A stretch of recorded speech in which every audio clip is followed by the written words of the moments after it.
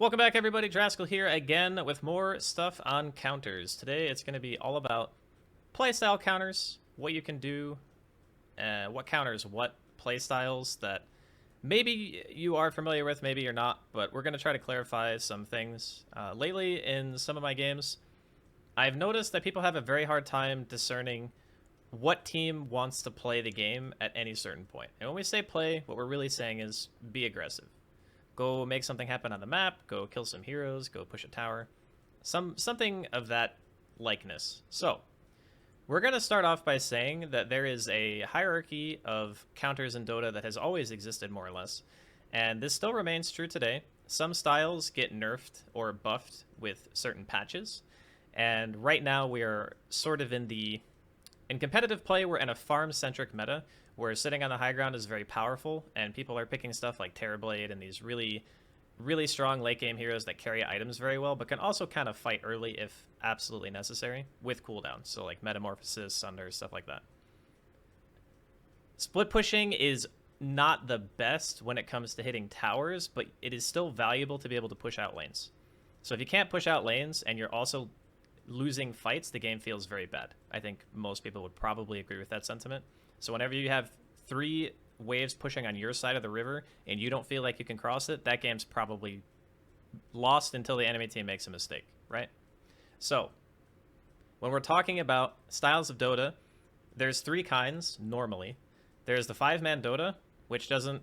It happens, but it's not... The meta's not currently based around 5-manning. Then there's Split Push, which we just touched briefly on. And then there's the fighting, skirmishy gank style, right?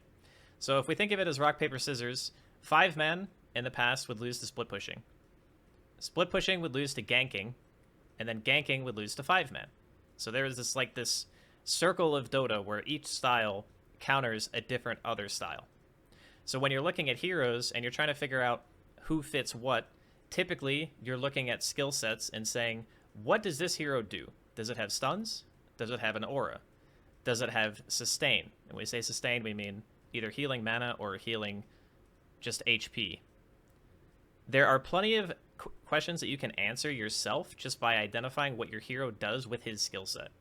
So if we wanted to use an example, we could look at a hero like Bounty Hunter, right? A Bounty Hunter has track. This hero's laning is somewhat mediocre. There are a lot of heroes who can bully him. Magic damage specifically is strong against him. But track makes this guy want to fight. Very straightforward. You apply track, you run at them, you get bonus gold. Feels good. So when you're playing against a hero like this, the worst style that you could employ is either split pushing, because you're basically separating yourself for him to be able to pick you off, or teams that have very long cooldowns. This is something that is not as intuitive to a lot of people, and especially at the lower levels, you're going to play at a much, much slower pace than what you would see the high MMR games do. So if you're playing Enigma or Tide or Faceless Void or one of these heroes that have very, very long cooldowns, this hero is powerful against you because he does not have that problem. So we go from talking about a style versus speed, as in how quickly the enemy team is going to run at you, what they want to do to win the game, how often they're going to fight. So if you have a bunch of heroes that are already picked on your team, and you have all these cooldowns, and you see a hero like Bounty Hunter on the opposition, and just to add on to this, if you see something like Hoodwink, this hero is also very low cooldown. The longest cooldown she has in her kit is 45 seconds. So if we were to compare this to a hero like Tidehunter, and we go here and we look at Ravage, this is a 150-second cooldown. She can use her ulti 3 times before you can push Ravage 2 times. So this is a really straightforward way to say, okay, if I'm playing a long cooldown hero and I see this type of stuff where none of their abilities have very long cooldowns, then that speed is going to be more than I can handle if they're playing correctly. Obviously, this is a big if, because obviously brackets of Dota exist for a reason, and typically long cooldowns and high MMR games get punished because even if the team loses the fight, they go right back in afterwards, and then they win the fight after that. You'll see this a lot in competitive play, especially. People trade cooldowns for map control. They trade cooldowns for fights and all sorts of objectives. So, what type of heroes fit what style? There's a couple of things you can do if you want to try to play 5-man. You can just pick heroes that carry auras. So offlaners are usually the ones you're going to be looking to if you want to buy aura items. So you have your Underlords. Mars can sometimes buy aura items if absolutely necessary. Centaur can also buy them. Sand King. These kind of frontline tanky heroes that offer a stun. It's very intuitive to have a strong, high HP hero carry the auras, because then they are not as likely to die at the beginning of a fight. In fact, you actually want people to use spells on these heroes, because when they do, they are mitigating a lot more damage than, say, a lion would, for example, if they're eating all the spells. So if you want to buy these aura items, these are some of the heroes you can do it with. There are obviously plenty more, but we're not here to talk about every single type of hero in every situation. We're just trying to give you guys some basic ideas about ways that you can pick, and thinking about what your team also can accomplish or what it's going to be weak against and how you can supplement that. So on the other hand, we talked about 5-man. What are some of the heroes that love to do split pushing? Well, everyone knows Nature's Prophet, right? This hero, he's not really as strong as he used to be. I think his win rate's around 45%, maybe a little bit lower at the moment. But this is probably one of the best split pushing heroes in the game, if not the best. He has global teleportation, can just pop into a side lane, start hitting some creeps, pushing towers. Carries items decently well because his stat gain is super high. Actually has the highest overall stat gain at 9.9, I believe, total of any hero in the game. So he scales decently, lanes pretty well, split pushes. So when you see this type of hero, or you see any other hero on the enemy team with what we'll refer to as mobility. So a Faceless Void has Time Walk, that's mobility. Hoodwink has her Scurry, which is mobility because it makes you go faster and it puts you in the trees. You have heroes like Weaver, Pango. All of these heroes can occupy a side lane. When someone says split push, they're typically referring to a hero being able to kill waves quickly, but that doesn't necessarily mean that other heroes can't sit in a side lane and be a nuisance. So obviously if you see a Furion, that guy's going to hit towers and he's going to clear waves significantly faster than, say, a Faceless Void, depending on what time in the game it is. But split pushing is about making the enemy team spread their resources. It's about making them move across the map in a way that makes them uncomfortable and also opens them up to counterplay. Now, this is a two-step process. The first one is you split push so that the enemy team has to respond to your lane pressure.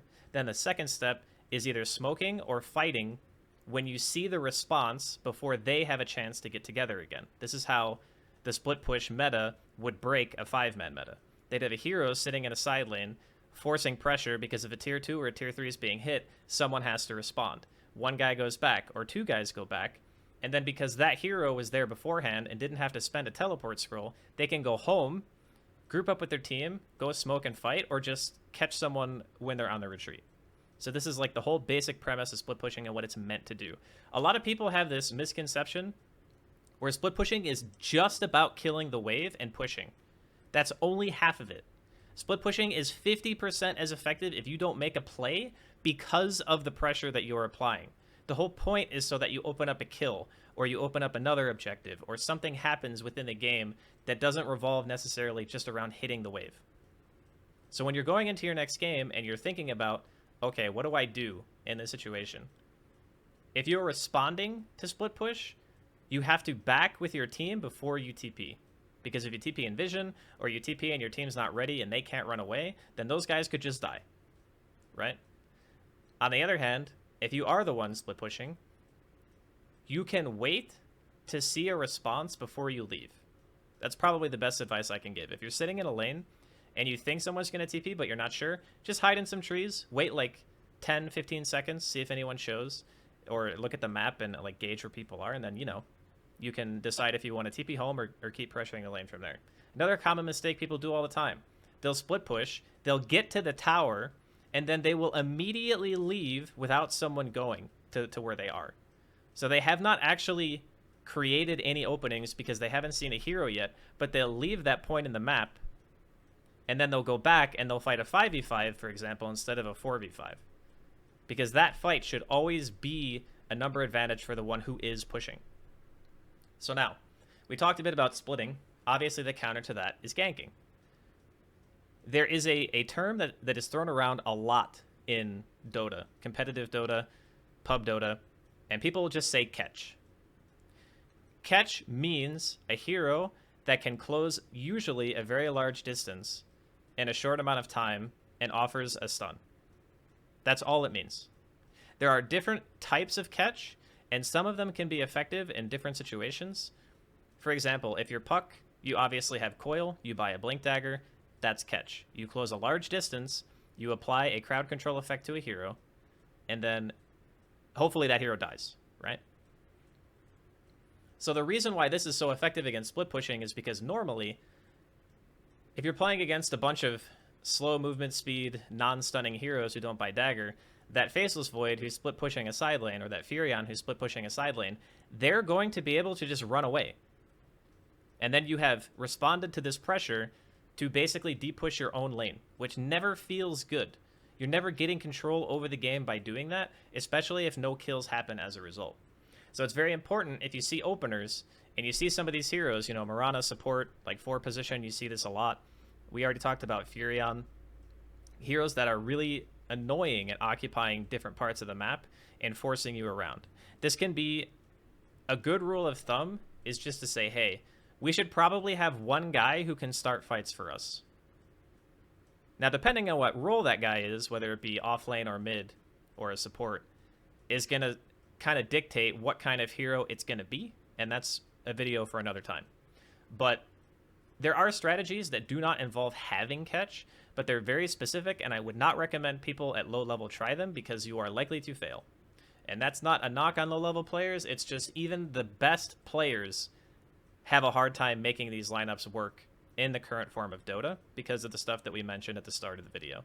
More often than not, walking up the hill is really hard. You kind of have to control the map for a very long time for these types of lineups to function, and there's a lot of mistakes you can make. Those lineups are very hard to play.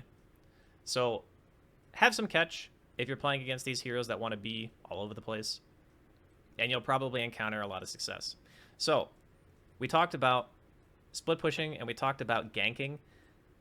The 5-man meta is not super powerful at the moment. A lot of the items that would make people want to group up, a lot of them have been nerfed. Like Pipe has been nerfed a bunch. The recipe now is something like 1600 plus gold. It's just ludicrous how expensive it is. In fact, buying the hood is pretty much the same cost as buying the recipe to finish the pipe. So this kind of style of Dota has not seen too much play. More often than not, what you're going to find is a team will have a handful of heroes that can fight on relatively low cooldowns.